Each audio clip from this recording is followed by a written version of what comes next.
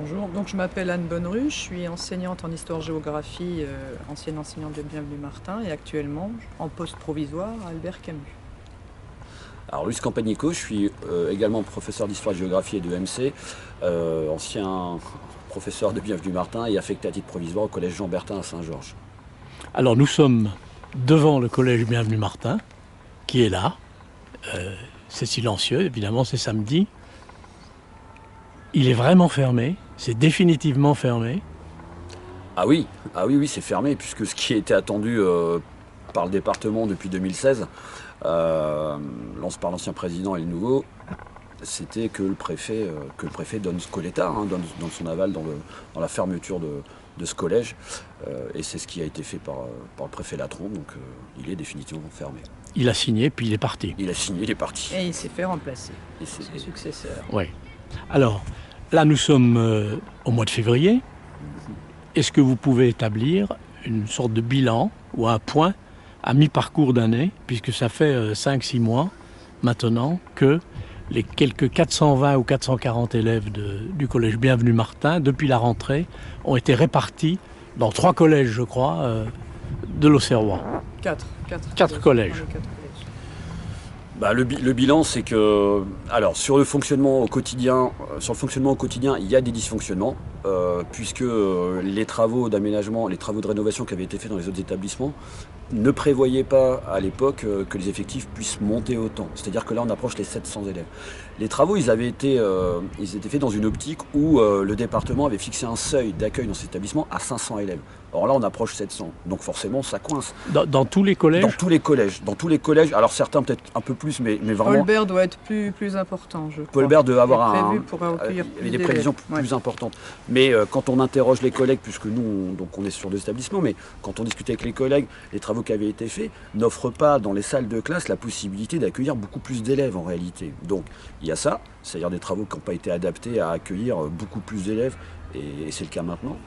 Et puis je pense par exemple aussi aux demi-pensions, à Jean Bertin par exemple, lorsque j'ai cours à Jean Bertin, c'est Saint-Georges. C'est à Saint-Georges, pardon. Oui. Quand j'ai cours à 13h30, il arrive quand même assez régulièrement que des élèves n'aient pas suffisamment de temps pour manger et soient obligés de manger en 10 minutes, un quart d'heure, et qu'ils arrivent 5 minutes, 10 minutes après la sonnerie. Et puis, il y a aussi les transports scolaires pour les élèves qui habitent le quartier. Souvent, alors le vendredi après-midi, parce que j'ai ma salle de classe qui donne sur l'entrée du collège. Et souvent, j'ai commencé mon cours, on a commencé à travailler, et je vois le bus de ville qui arrive.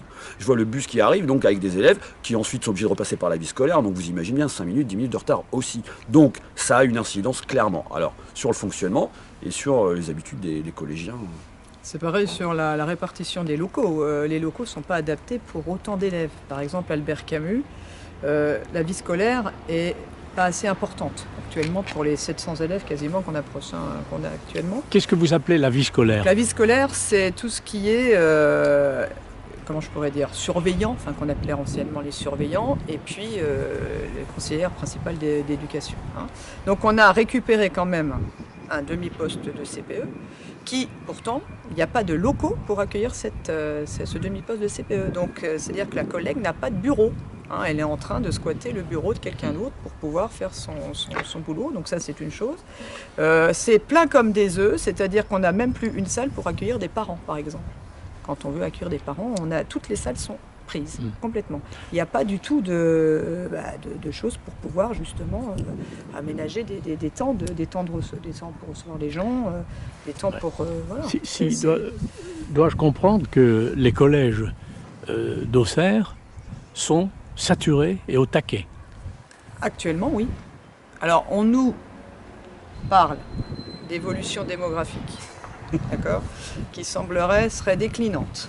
Donc, on a l'impression, mais c'est pas valable d'ailleurs que pour le département, c'est valable aussi pour le rectorat. On a l'impression qu'on est dans un département qui, alors à part le nord de Lyon, qui serait en plein boom démographique, on a l'impression qu'on est un département qui perd de la population et donc les moyens sont d'autant baissés. C'est pas ce qu'on ressent là.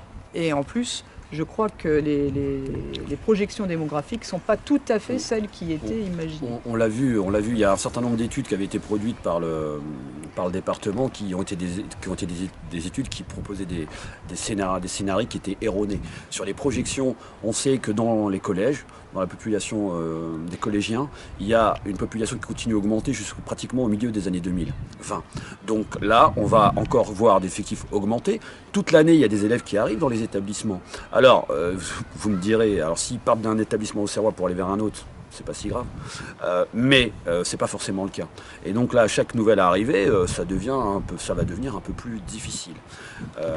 Donc les scénarios qui avaient été, toutes les projections démographiques qui avaient été faites sur la population collégienne, elles ne devaient servir qu'à nourrir l'idée qu'il fallait fermer un collège parce qu'il fallait rationaliser. Or, ces projections sont fausses. Donc à partir du moment où les projections sont fausses, la situation est un peu différente. Alors concrètement, les classes sont à un niveau d'effectif acceptable? Alors, actuellement, ça dépend des niveaux et ça dépend des collèges. Par exemple, je sais que d'Enfer Rochereau, les classes de 3e sont assez, je crois qu'elles sont à autour de 29-30. Ce qui est déjà très très important pour les élèves actuels, les élèves qu'on a maintenant. Je crois qu'il faut aussi arrêter de raisonner à l'envers. Ça, c'est une chose. Actuellement, au collège Albert Camus, on a des classes de 3e qui sont d'effectifs corrects, 26-27. On annonce donc une montée des élèves. Parce qu'il y a aussi un autre événement qui n'a pas été du tout pensé, c'est que Albert Camus donc recrute désormais les enfants de la ZAC qui allaient à Bienvenue Martin. D'accord ? Il y a Saint-Joseph qui avait beaucoup d'enfants de la ZAC justement qui allaient à Saint-Joseph pour ne pas aller à Bienvenue Martin. Bien évidemment, Bienvenue ayant fermé, on a beaucoup d'enfants qui devaient aller à Saint-Joseph qui se retrouvent à Albert Camus. Et ça n'a pas été comptabilisé dans l'ensemble des chiffres. Donc on a une population qui est beaucoup plus importante que ce qui était prévu. Alors pourquoi ils ne vont pas à Saint-Joseph? Parce que c'est un parce choix. que c'est un choix. Ou bien parce que Saint-Joseph est saturé?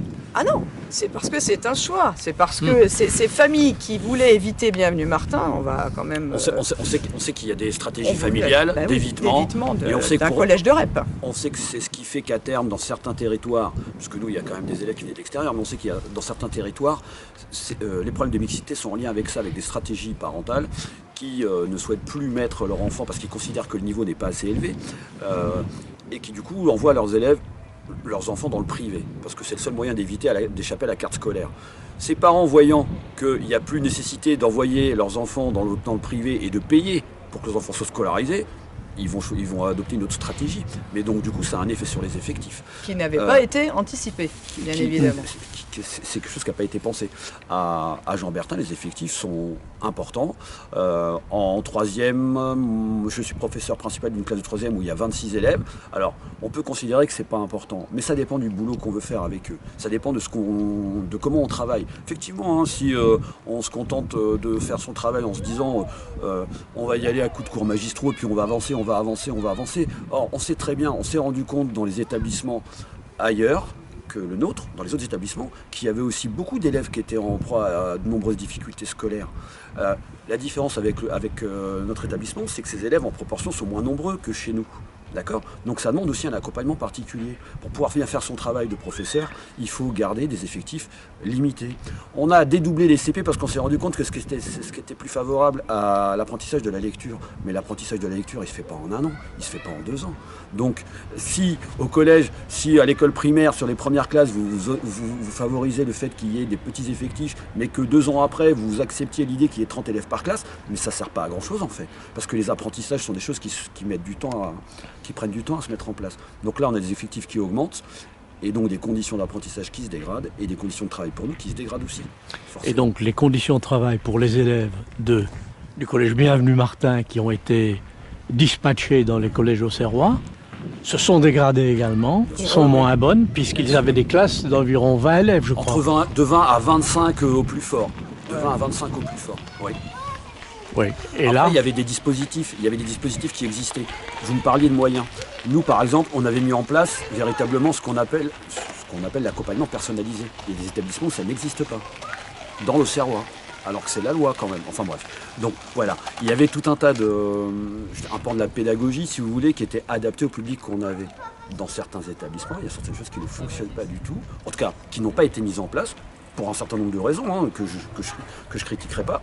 Cela dit, nos élèves à nous, on sait que c'était ce qui nous permettait, ou en tout cas espérer, c'est ce qui nous permettait d'espérer qu'on puisse mieux les accompagner, les aider davantage dans les apprentissages. C'est des élèves qui se retrouvent dans des classes à effectifs plus nombreux, et ben ils vont perdre pied plus rapidement. C'est ce qui va se passer. Et nous, on est très inquiets de ça. On est préoccupés parce que nous, on a travaillé ici pendant de nombreuses années. On a développé une culture d'éducation prioritaire, une façon de travailler ensemble qu'on ne retrouve pas. Alors, c'est pas anormal de ne pas la retrouver.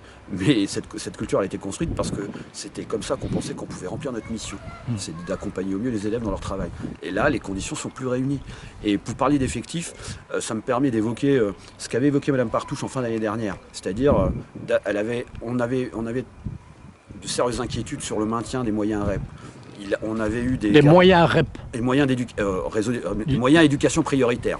Ouais. Les moyens éducation prioritaire, c'est déjà par exemple garantir un seuil minimal. Ce qui caractérisait Bienvenue Martin. Par exemple. Voilà. On avait besoin de garanties par rapport au maintien de ces moyens REP. Il a été dit, en tout cas Madame Partouche, elle l'a dit publiquement, donc c'est des choses qu'on peut assez facilement retrouver. Elle avait quand même annoncé que ces moyens seraient maintenus.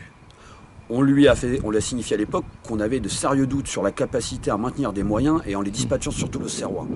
Les concentrer sur un établissement, ça semble plus évident que de les redispatcher.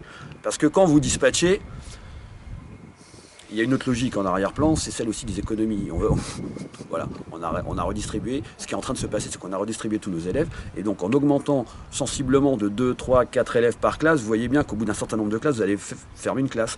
Et c'est un peu la logique qu'on va subir là. Qu'on est en train de subir et qu'on va subir davantage. Voir avec les nouvelles dotations horaires. Ça c'est clair, le nombre d'heures a baissé alors que le nombre d'élèves augmente. Donc il y a automatiquement une volonté d'augmenter le nombre d'élèves par classe. Ça ne peut pas être autrement. Mais en même temps, cette volonté, elle existe aussi sur le plan national. Si vous regardez la réforme du lycée, on est d'accord sur le principe qu'on puisse avoir 35 élèves en seconde, 35 élèves en première, 35 élèves en terminale. Si on est d'accord avec cette idée-là, nous on pense que c'est un peu les mêmes choix qui sont effectués au niveau du collège. Or au collège, il y a quand même encore beaucoup d'apprentissages qui ne sont pas stabilisés.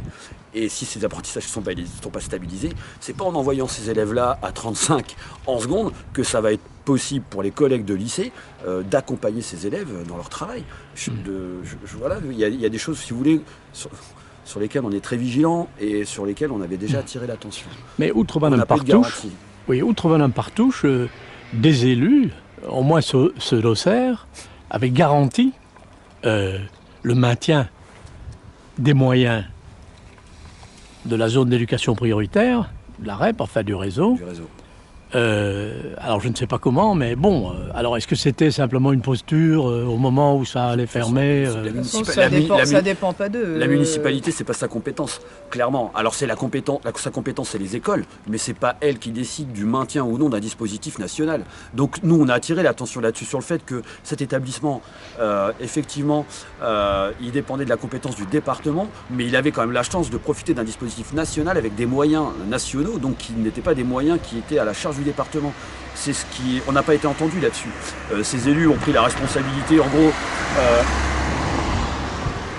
de renier un peu leurs compétences, puisque c'est leur compétence, c'est les collèges. Et puis aujourd'hui, on n'a plus de nouvelles. Je ne suis pas sûr que ces élus se posent la question de comment ça se passe pour les collégiens, alors que tous les mois de septembre, à chaque rentrée, on voit Monsieur le Président faire un beau discours sur le fait qu'il est préoccupé par l'avenir des collégiens. Et nous, on pense que la réalité ne le confirme pas. Non, un certain nombre de conseillers sont préoccupés par la nécessité de fermer un autre collège dans l'Yonne. Oui. Et on pense au collège de Puiset. Oui, il y a celui d'Ancey-France, peut-être. Mais comme il y a des élections qui approchent, on peut penser qu'ils vont repousser ça derrière pour éviter que certains élus soient bastonnés, quoi. Oui. Oui. On a... Nous, pour le coup, c'était pas un enjeu électoraliste, la fermeture de Bienvenue Martin. C'est bien le souci. Je pense qu'on n'a pas tout à fait les mêmes préoccupations et la même vision des choses. Oui.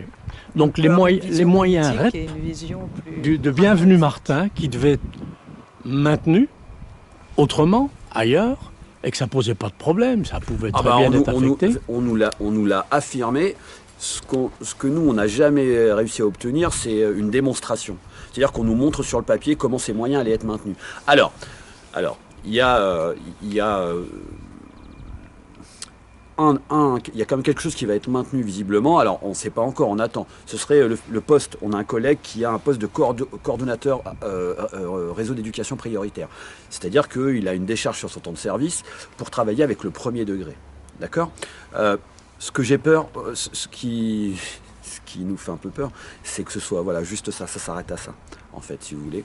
Alors c'est peut-être un poste symbolique, enfin. C'est ça, c'est Ouais. ça. C'est-à-dire que comme L'arbre on ne sait qui pas, cache la comme on forêt. ne sait pas si les écoles vont rester en réseau d'éducation prioritaire, Oui, il y a une un autre- coordonnateur REP va être intéressant quand même. Alors, expliquez-nous le réseau des écoles. Alors, Ça marche comment? Parce que il n'y a pas que Bienvenue Martin. non, en fait, Là, Non, c'est les- une c'est un zone système. géographique en fait. Oui. C'est une zone géographique avec en fait un collège et des écoles qui sont en fait Des écoles qui y sont satellites, voilà, qui sont rattachées au collège. et, Donc et- Bienvenue avait plusieurs écoles, dont des écoles de village, mais les écoles donc des quartiers, donc les écoles de la ZUP, on appelle la ZUP, et les écoles de la ZAC étaient dans le réseau prioritaire. c'est ça. Donc ils y sont encore pour Non. cette année. Mais Plus après, des communes rurales. Alors par il y contre, les avait communes d'autres rurales, communes elles rurales sont pas qui fléchées n'étaient pas dans éducation le réseau prioritaire. prioritaire. Puisque alors le réseau, c'est ça, c'est un collège qui est à la tête du réseau, avec, donc il y a deux pilotes, il y a le chef d'établissement et l'inspecteur de l'éducation nationale qui gère la circonscription. Donc il y a un certain nombre d'écoles qui sont rattachées au collège, parce qu'en fait, on s'est rendu compte, depuis la mise en place des ZEP en 81, 82, c'était Savary, à l'époque c'était ministre de l'Éducation, on s'est rendu compte qu'il fallait qu'on aille vers une logique davantage de réseau pour arriver à faire plus de liens. Et donc l'idée c'est d'arriver à faire travailler le premier et le second degré, parce que ce qui permet de mieux accompagner les élèves, c'est de pouvoir faire un suivi. Donc il y a eu la logique des cycles qui ont été mis en place, et donc il y a un rapprochement, c'est un exemple pour voir pour vous expliquer comment ça fonctionne. Donc l'idée du cycle 3 par exemple, c'est un cycle qui était à la fois à cheval sur le CM1, CM2, 6e. Et l'idée c'était de pouvoir en faire des objets de travail communs, pour pouvoir être plus efficient dans notre travail, dans notre mission auprès des élèves. Ce que vous faisiez, il y avait beaucoup de Il y avait liaisons beaucoup de CM2, liaisons 6e. CM2, par 6e, exemple. donc on travaillait sur un certain nombre de projets. Il y avait un projet phare ici, c'était celui qui s'appelait Odyssée Livre, où ça rassemblait des élèves, et là pour le coup, pas que des élèves de la REP, mais aussi des élèves des autres écoles, Gurgy, Lindry, Gilles-Lévesque et Les Valent, écoles qui dépendaient du collège. qui dépendaient du collège. Donc il y avait des moments où les élèves se rencontraient, et ça participait aussi du climat scolaire, d'un bon climat scolaire et du vivre ensemble, puisque les élèves venaient ici, déjà avaient eu l'occasion d'être venus au moins 2 fois au collège avant la rentrée de 6e. Et des élèves qui venaient déjà dès le CM1, CM2, puisqu'on avait les élèves étaient regroupés par... ils étaient en groupe, et il y avait des CM1, des CM2 et des 6e. Donc on était déjà dans une logique qui dépassait aussi le cadre du réseau d'éducation prioritaire, puisqu'on intégrait aussi les villages à l'extérieur. On était dans la logique déjà de la mixité sociale. De la mixité sociale. Il y avait de la mixité sociale. Voilà. Et c'est ce qui a expliqué aussi. Que certains défendaient pour fermer le collège. Oui, et c'est ce qui a expliqué aussi, à un autre niveau, le taux de réussite Exactement. du collège, qui Oui. était jugé par tout le monde, y compris les élus, comme exemplaire Tout à fait. dans ces modes de coopération et de mixité sociale. Même si on a entendu après coup que la fermeture du collège Bienvenue Martin allait favoriser la mixité sociale. Bon, on ne parle pas tout à fait de la même chose. Voilà. Non, on ne parle pas de la Non, même on chose. parle Non, pas de là, la vous même parlez de chose. mixité scolaire. Et la mixité scolaire et Oui. la mixité sociale, c'est pas forcément la même chose. Et la question, c'est comment est-ce que dans les autres établissements qui accueillent les élèves qui étaient scolarisés ici, comment elle se met en place cette mixité? Est-ce qu'on croit que parce qu'on met des élèves qui ont des origines sociales différentes, est-ce que parce qu'on les met dans une même salle de classe, on favorise la mixité sociale? Je suis pas sûr. La question, c'est qu'est-ce qu'on leur fait faire? Est-ce qu'ils font des choses ensemble? Mis à part le fait de s'asseoir sur une chaise pendant 5 ou 6 heures par jour, est-ce qu'ils partagent d'autres choses? Ici, il y avait des projets, il y avait de nombreux projets, et sur tous les niveaux de classe, où on travaillait sur le vivre ensemble. Si vous regardez comment ça se passe dans les établissements scolaires, c'est juste un constat sur les projets qui concernent par exemple des niveaux de classe, ça ne concerne pas tous les niveaux, ça ne concerne pas forcément tous les élèves d'une même classe.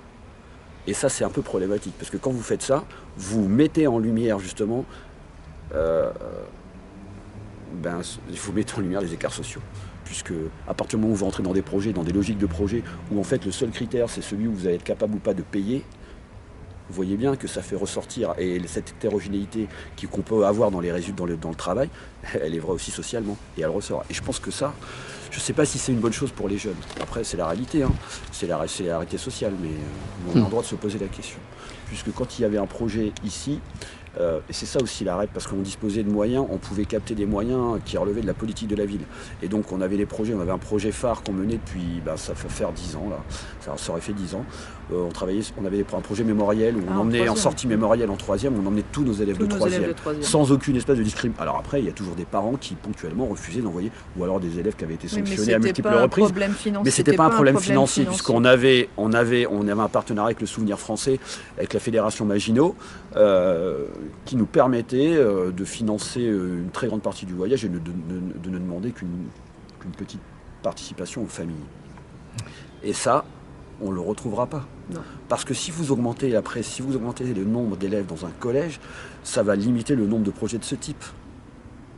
Puisque c'est toujours le problème du financement. Et ça faisait aussi partie de nos inquiétudes. Et on l'avait signifié. Ouais. Mais je crois qu'on n'a pas été entendu. Alors, je crois que c'est assez clair concernant les effectifs, les anciens collégiens. Qu'en est-il de l'équipe enseignante qui a été portée au nu, j'exagère, mais qui était une équipe de qualité et donnée en exemple? Qu'êtes-vous devenu? Alors, puisque vous en faites partie. C'est nos interrogations actuelles, c'est-à-dire que, comme on le disait tout à l'heure, les dotations horaires ayant beaucoup diminué, nous nous trouvons avec des postes qui vont être écornés. Alors, si vous êtes des profs ordinaires, si on refait dans des collèges, si on refait un peu puisque souvent, c'est pour rebondir sur ce que vous disiez, sur le fait qu'on a été porté au nu. En tout cas, nous, on n'a jamais... Je crois qu'on n'a jamais attrapé la grosse tête, même si c'est un peu ce qu'on a voulu nous faire dire. On a voulu nous faire dire qu'on était peu humble, peu modeste, qu'on avait peut-être attrapé la grosse tête. Certains élus ont véhiculé ce message quand nous on a dit qu'on avait construit ici une culture d'éducation prioritaire, une culture du travail enseignant qui était un peu différente de ce qui se passe hors éducation prioritaire, et que c'était ça qu'on défendait. Et or, notre bilan a été salué par l'institution, il a été salué par la municipalité, il a été salué par les différents acteurs du territoire qu'on a pu rencontrer. Alors, si vous voulez, au début, quand on n'avait pas trop fait l'expérience de comment fonctionnait la collectivité territoriale et la politique locale... C'est quand même sympa d'entendre des paroles sympas venant de politique. Oui, mais ça dépend surtout de ce qu'il y a quand on est à après. l'éducation nationale. Je suis d'accord. C'est assez rare, hein. Ça dépend pour ne pas être suspect. C'est vrai. Ça dépend de ce qui arrive après. Et quand on voit ce qui est arrivé après, on avait raison de se méfier. Donc on a été affecté. L'année dernière, on nous a annoncé qu'on serait affecté à titre provisoire, puisque après la décision déjà de fermer l'établissement avant l'arrêté préfectoral, on nous a annoncé qu'on serait affecté à titre provisoire. Et donc on a été affecté à titre provisoire, mais sans qu'on ait choisi notre destination. D'accord ? On nous a demandé, on vous a dit, vous allez là, vous allez là, vous allez là. Est-ce que ça vous va ? Il y avait peu de marge de manœuvre. Non. Il y a peu de marge de manœuvre, puisque c'était lié à la manière dont les élèves avaient été affectés. Et donc là, maintenant, puisqu'on est dans le contexte qui suit la fermeture administrative du collège, donc là, on doit rentrer dans un système de mutation, pour lequel nous aurons une bonification, puisqu'on a, du fait de la fermeture, une mesure de carte scolaire. La question qui se pose, c'est y aura-t-il des postes pour nous ? Puisque vous pouvez avoir 1000 points, 2000 points, 3000 points, s'il n'y a pas de poste, vous ne pouvez pas rester sur le serveur. Vous gardez vos points. Vous gardez vos points. Sachant que ces points-là ne sont pas utilisables à l'interacadémique. Ça veut dire que ça peut fonctionner qu'à l'intra. Vous pouvez vous muter que si vous voulez bénéficier de la bonification de points. Et vous ne pouvez pas non plus choisir d'abord donner les points et de partir à l'extérieur, ailleurs, dans le sud ou dans le nord. Ça, on aurait pu. Alors, on aurait pu, mais du coup, on perdait les points. Du coup, on perdait nos points. Ce qu'il faut voir, mais vous avez des droits de sortie, là. Apparemment, il y a très peu d'enseignants qui peuvent sortir du département. Bien qu'il y ait beaucoup de demandes pour en sortir. Oui. Alors oui, ça c'est autre chose, parce que surtout dans le premier degré, mais où on est déficitaire, où on manque de professeurs des écoles, quand les collègues qui veulent partir, qui veulent demander parfois des détachements, n'obtiennent pas forcément ce qu'ils veulent, parce qu'on les maintient ici. Donc là, la question en suspens pour nous, c'est est-ce que les ressources humaines du rectorat, et c'est aussi pour ça qu'on vous a contacté, puisqu'on a nos rendez-vous individuels qui vont avoir lieu mercredi. Alors ça se recoupe avec une autre actualité des collèges actuellement, des établissements scolaires en général, c'est ce dont parlait Anne, c'est les dotations horaires globalisées, c'est-à-dire les moyens dont va disposer chaque établissement pour pouvoir accomplir ses missions. Et ces dotations horaires globalisées, elles diminuent. Et donc, comme elle diminue, on a fermeture d'une classe, de 2 classes parfois, et donc le nombre d'heures diminuant, ça fait des nombres heures enseignants qui diminuent aussi. Donc, moins de potentialité aussi pour nous pour pouvoir rester sur l'Auxerrois. Voilà. Donc, c'était aussi en partie pour ça, c'est un des effets collatéraux de la fermeture du collège Bienvenu Martin. Donc, nous qui étions, oui, présentés par certains comme des bons profs, on va dire ça comme ça, on va dire ça entre guillemets. Une équipe surtout. Une équipe soudée. Déjà, il n'y a plus d'équipe, hein, puisqu'on est divisé par 4. Une équipe investie, soudée, des gens qui étaient là depuis très longtemps. Avec des projets. Avec des projets et des projets en cours d'écriture qui avaient été demandés par le préfet Latron, qui voulait faire du collège Bienvenu Martin un collège d'excellence. Voilà. Je vous dis que ces projets avaient déjà été écrits. Il y avait des partenariats qui étaient en phase d'être signés avec des grandes institutions culturelles de notre pays. Voilà, c'est juste pour revenir là-dessus. Et donc là, la question, c'est que clairement, on est très inquiet du traitement que va nous faire notre institution, puisqu'on ne sait pas du tout comment on va être traité. Donc en quelque sorte, vous ne savez pas à quelle sauce vous allez être mangé à la fin de l'année. C'est ça, c'est Scolaire. exactement ça. Exactement. On va Il y a combien d'enseignants qui sont concernés? Je dirais 25. Ouais. Je dirais à peu près 25.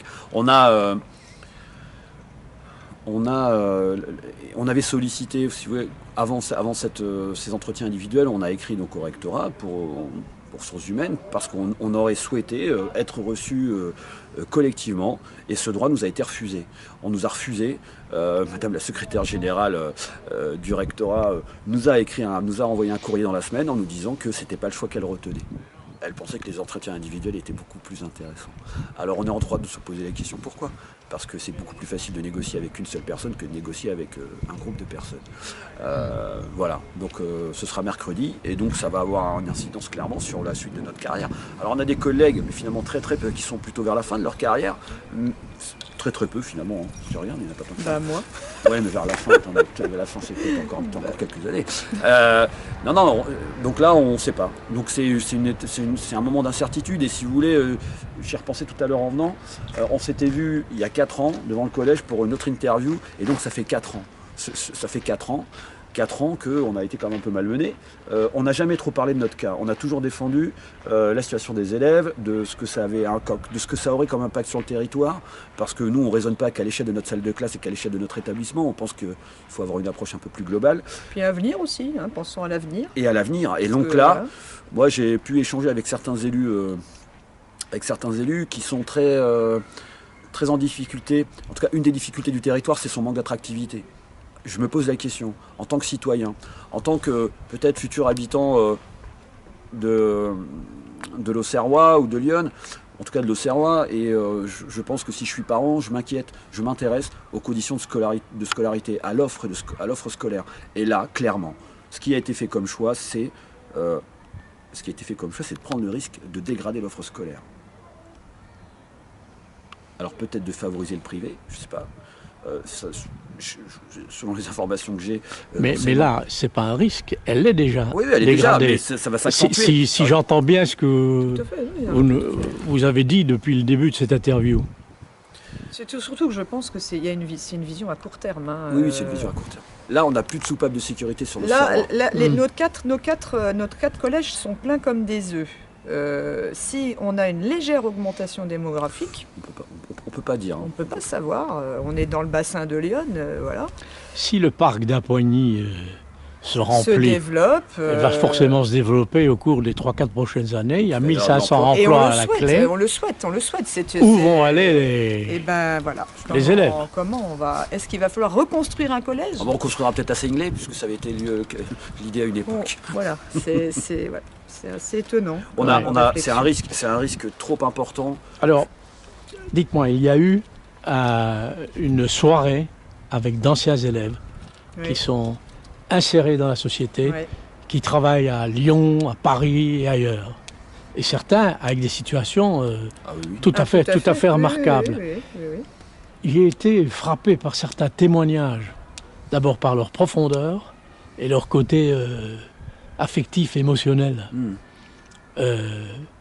Bienvenu Martin a, je ne pas ce mot-là, mais produit, a donné, a élevé des élèves qui ont pu avoir des parcours remarquables, des élèves venant de familles humbles, modestes, avec très peu de moyens, et aujourd'hui, tout ça n'est plus possible à Bienvenue-Martin.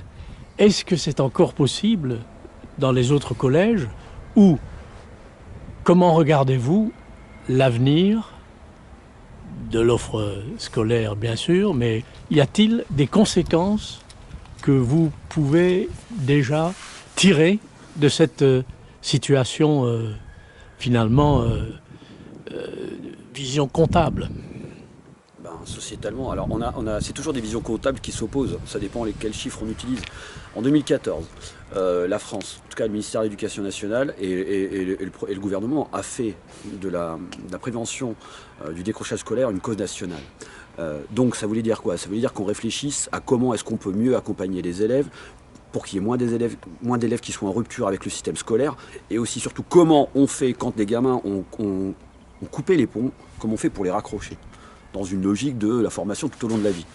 Aujourd'hui, si on met davantage d'élèves dans les classes de collège, en fait, on va voir que nos écoles, nos collèges, nos lycées sont des usines en fait. Sont des usines, on pourrait utiliser l'expression des feedlots éducatifs, c'est-à-dire en fait on remplit les salles de classe et on croit que parce qu'il y a quelqu'un qui fait pendant 1 heure son show et qui parle pendant 1 heure que les gamins apprennent. On sait très bien que ça ne se passe pas comme ça l'apprentissage. Il faut du temps.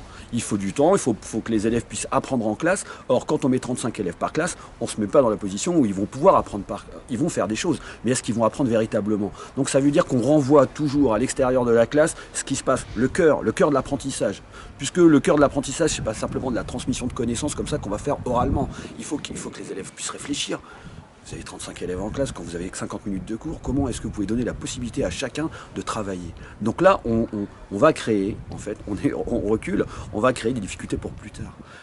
Par rapport au niveau, on dit que nos élèves, on dit que le niveau baisse. Je lisais une interview de notre ministre qui dit qu'il veut, grâce au programme du lycée, monter le niveau.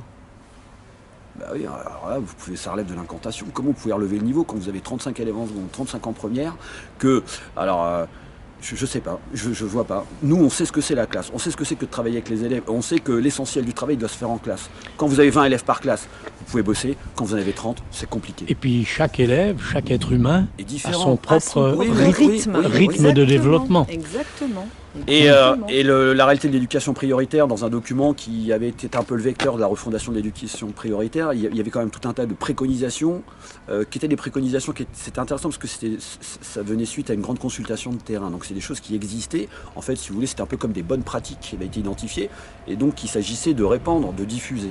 On s'était rendu compte qu'il y avait quand même un certain nombre de choses qu'on faisait, mais parce que la taille de notre établissement le permettait. Et ce lien qu'il y avait entre nous, c'était aussi un gain de temps.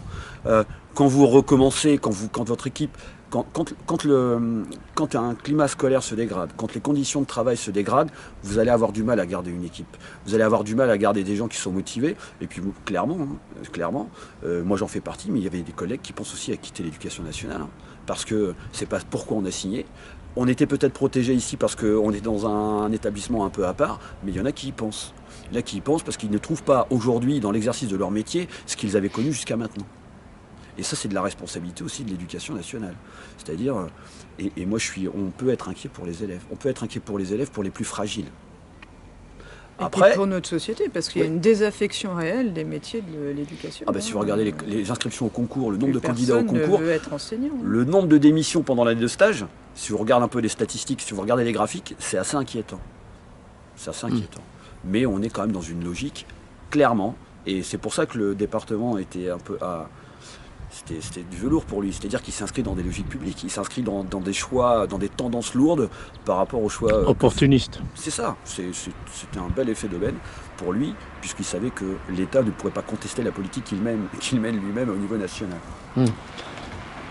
Nous referons un bilan à la fin de l'année, donc ce bilan d'étape, c'était quand même intéressant de savoir ce qui se passait, comment ça se passait, vu par deux enseignants de Bienvenue-Martin. Vous vous sentez encore Bienvenue-Martin, là? Est-ce qu'il y a encore des liens entre vous? Est-ce que vous vous retrouvez C'est important, vous pouvez pas savoir comment on est content de se retrouver. On a gardé des liens, on a créé un groupe, je parle pas des réseaux sociaux, mais on a un groupe vraiment où on communique, je pense, tous les jours. Oui. Tous les jours. Vous pouvez pas, ce lien qui existait entre nous, il concernait pas Alors il s'est construit ici, hein, mais aussi on est aussi à Amiens en dehors, donc ce lien, il existe toujours. J'ai dans l'idée qu'il va continuer à exister longtemps, et on se donne des occasions pour pouvoir le nourrir, ce lien. Hein, parce que retisser, le retisser, si distant. Après, oui, il y a des périodes dans l'année où on a peut-être un peu moins de temps, mais on prend quand même du temps pour se revoir, pour se retrouver, pour discuter, et puis pour partager aussi nos inquiétudes, parce que là, on est dans un moment où, comme vous le disiez, on ne sait pas trop à quelle sauce on va être mangé. Donc, on a besoin de se serrer les coudes, parce que c'est ce qu'on a toujours fait. Ça n'a pas toujours été facile. Il y a eu des moments où ça a été difficile, mais je pense que c'est le fait d'être une équipe qui a fait qu'on a pu affronter tout un tas de choses. Est-ce que vous avez un regret? Et si vous avez un regret, lequel? En revenant en arrière, est-ce que vous auriez pu faire mieux? Est-ce qu'on a été naïf? Est-ce que 2016, on a été très naïf? Je pense. Alors, je sais pas. Je sais pas. En fait, ce qui nous a toujours été renvoyé, peut-être dans la manière dont on s'y est pris pour défendre le collège, la cause du collège, mais c'était aussi ce qui a fait cette originalité, c'est qu'en fait, on n'a jamais cessé de bosser, parce qu'on ne pouvait pas dire en même temps d'un côté. Notre préoccupation, c'est les élèves, et puis voilà, vous imaginez, on se met en grève pendant 3 mois, quoi. Alors, ne serait-ce que pour ça. Pour l'aspect financier, ça n'aurait pas été possible non plus. Mais des regrets, non, pas de regrets. Parce que ce dont on se rend compte, si jamais on prend un peu de recul, un peu de hauteur et qu'on regarde un peu quel rôle a joué chaque acteur dans cette histoire, on voit bien que certaines personnes ont agi pour gagner du temps. Nous ont donné des gages qui n'étaient pas vraiment des gages, mais nous ont fait des promesses. Et que souvent les promesses n'engagent que ceux qui les reçoivent. Hein. Exactement. Et pourtant on le sait, mais on y croit quand même un peu. On y croit quand même. Voilà. Bon, il y a quand même quelque chose qui est important, je trouve, c'est un gâchis humain quand même. Ah oui, le regret. Il y a un vrai gâchis humain. Il y a un gâchis pour les élèves, parce que je pense qu'en effet, même si on va faire du mieux qu'on peut, je pense qu'ils retrouveront jamais ces conditions-là. Hein, cette proximité aussi, on connaissait toutes les familles. Enfin, moi, j'étais là depuis 1995. Je connaissais toutes les familles, je connaissais les grands frères, j'avais les enfants de mes anciens élèves. Et on avait cette continuité-là, on avait un discours, on se connaissait tous. Il y avait de la confiance. On se connaissait tous, c'était hyper important. Et ça, on ne le retrouvera pas. Et puis pour nous, gâchis humain, parce que je pense qu'on va perdre cet élan qu'on avait quand même. Ça nous a un peu coupé les ailes, je crois. Mais vous qui n'êtes pas loin de la... Pas loin, j'ai encore quelques... Plus ça va, plus je m'éloigne. Oui. Ah oui, d'accord, c'est vrai. Non, j'ai encore quelques années, mais puisque j'ai 52 ans. Mais c'est vrai que c'est un bilan quand même. Enfin, c'est une page qui s'est tournée. Et voilà, il va falloir se relancer, tout de même. Notre regret, c'est peut-être un regret, mais il n'est pas forcément de notre fait. C'est le fait qu'avec les élus, on n'ait jamais parlé des mêmes choses. C'est le fait qu'avec les élus, ils soient jamais sortis de leur logique comptable et qu'ils aient quand même à de multiples reprises changé d'argument parce que le précédent ne portait pas assez loin. Il y a quand même, ce que je regrette, c'est que les élus ne soient pas comportés comme des vrais élus, quoi. Être digne. On nous a souvent dit que la démocratie, c'était des élus qui étaient élus, qui étaient des représentants élus, et que ça leur conférait une forme de légitimité. Moi, je trouve qu'ils n'en ont pas toujours été dignes. Voilà.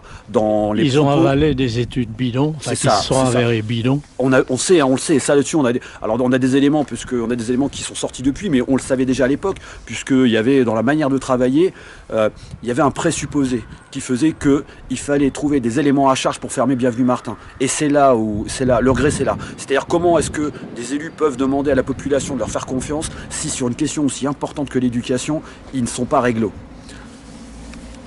Ce qu'on peut regretter aussi, dans le cadre de notre travail, c'est tout le travail qui avait été fait autour des valeurs de la République, sur la laïcité, sur l'égalité, sur le fait que quand on proposait des projets, c'était pas des projets qui concernaient 3 élèves dans une classe, 3 élèves dans une autre. Non, quand ça concernait des élèves, ça concernait tous les élèves. Et donc on a agi. Et je pense qu'on peut aussi être fier de ça quelque part, puisque c'est pas on en parle souvent, mais après il faut aller voir sur le terrain comment ça se passe. Donc on a œuvré au vivre ensemble. Et quand on voit l'attachement des familles qui sont extérieures à l'Auxerrois, quand on voit leur attachement au collège Bienvenue Martin, pour nous c'est un bon indicateur. Et c'est une forme de reconnaissance qu'on a peut-être pas eu par ailleurs. Et cet ancrage là, parce que quand même il disparaît, cet ancrage justement, le cœur de la République, la laïcité, la citoyenneté au cœur d'un quartier tel que celui-là, c'était quand même très symbolique et en cela très important. Ça peut être un regret. D'autant plus quand même qu'il ne faut pas l'oublier, un des politiques, des juristes qui avait préparé le projet de loi sur la séparation des églises et de l'État s'appelait Jean-Baptiste Bienvenu-Martin. Exactement. Et qu'il est né à Saint-Brie. Maire de Saint-Brie et député. Et qu'il a été longtemps, je crois que c'est le président de conseil départemental qui a œuvré le plus longtemps. Oui, oui. Voilà, il a été décapité. Et pourtant, c'était après la Révolution. Oui, exactement.